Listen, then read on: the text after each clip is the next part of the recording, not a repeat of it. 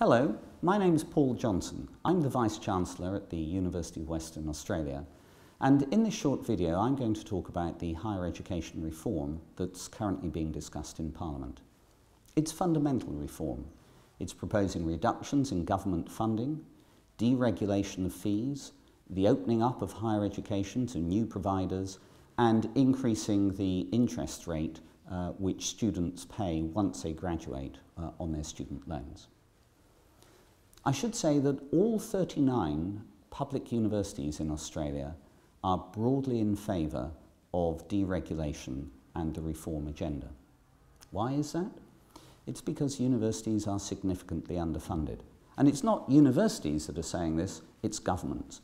In fact, there were two government inquiries in Australia, one in 2008 and one in 2011, that both said universities were substantially underfunded by at least 10%. And the OECD has said exactly the same.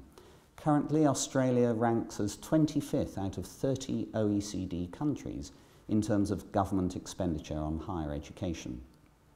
Here in Australia, public expenditure on higher education is 32% less than the OECD average. What's the consequence of that low level of public investment? Well, over time, things have changed in universities.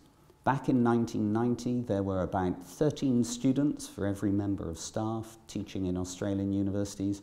Today, it's almost double that number, 24 students for every member of staff. And that decline in the ratio of staff to students is a direct consequence of reductions in funding. We now have one of the highest student-staff ratios of any of the developed countries. And that makes it very difficult to sustain the quality of the student educational experience here in Australia. We don't want Australian students to be shortchanged and disadvantaged relative to students elsewhere in the world, including now many of our Asian competitors that are investing huge amounts in their education systems and particularly in their universities. So how do we get more funding into our universities? There are really only two sources. Either we turn to the taxpayer in general, or we turn to students and the fees they pay. Students already here in Australia pay quite a bit. Every undergraduate student who studies in a public university in Australia currently contributes between $6,500 and $10,500 a year in course fees, and they repay that debt once they graduate and start earning more than about $50,000 a year. That is the HECS repayment, student loan and repayment system. That's a system that is a fair and equitable system. Indeed, it's viewed very widely around the world as an excellent basis for student funding.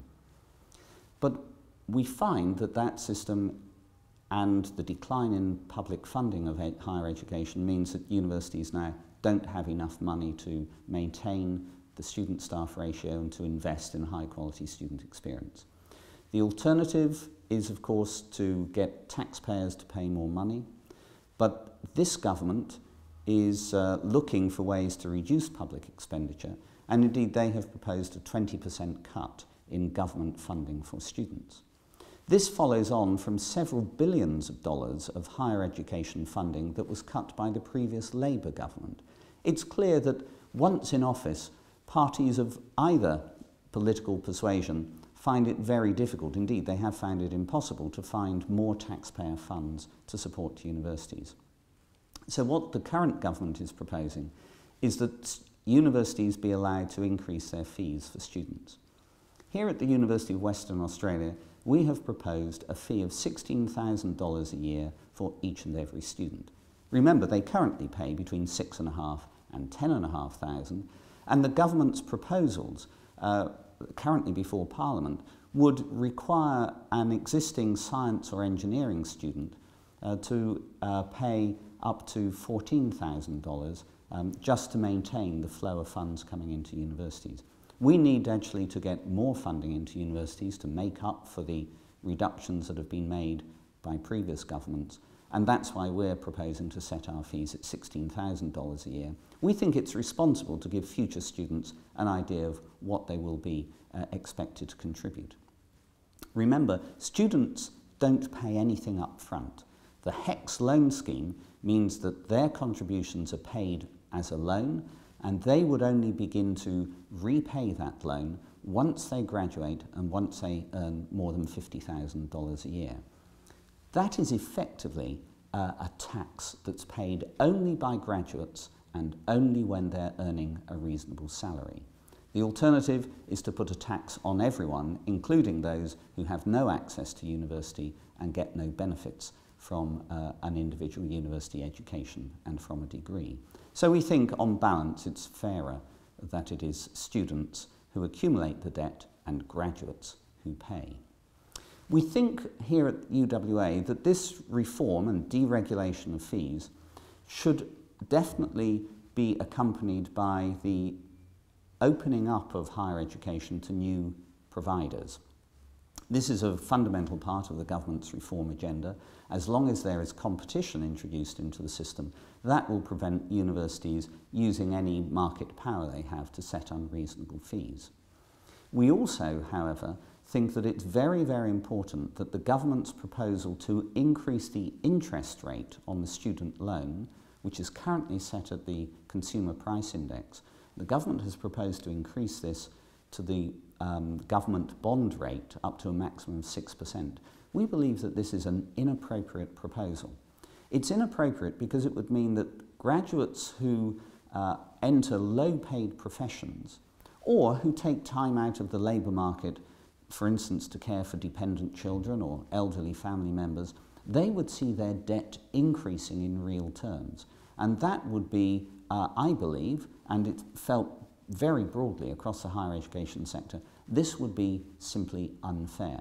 And we believe the government needs urgently to review that particular part of its proposals. Overall, however, the sector is in broad agreement that deregulation is necessary because there is no real possibility of large numbers of additional taxpayer dollars coming into the higher education sector. Meanwhile, we are having to compete with nearby nations in Asia that are investing very heavily in their higher education systems. We need to make sure that we have for Australia through to the mid-20th century the best qualified, best trained, best educated labour force that we can have, that we have the best prepared population that we can possibly have to ensure that the nation continues to prosper. Higher education is fundamental to the nation's future. It's fundamental to education, fundamental to innovation and dynamism in the Australian economy and in society at large. That's why here at UWA and right across the higher education sector, we believe that the reforms that are proposed are essential, but essential also is revision of those reforms so that they can be improved, so that they don't rest unfairly on people, on graduates who have low incomes in the future. But without some fundamental reform, I fear that Australian universities will go into decline, and that's a decline that will then drag down the rest of the nation. Thank you.